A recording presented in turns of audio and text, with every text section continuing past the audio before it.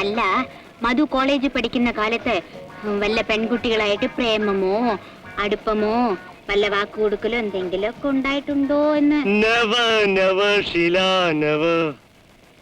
എന്റെ ശീലേ, എന്തോ എന്റെ ജീവിതത്തിൽ ഒരു സ്ത്രീയുടെ ശരീരത്തിൽ ആദ്യമായി തൊടുന്നത് നമ്മുടെ പ്രഥമ രാത്രിയായി.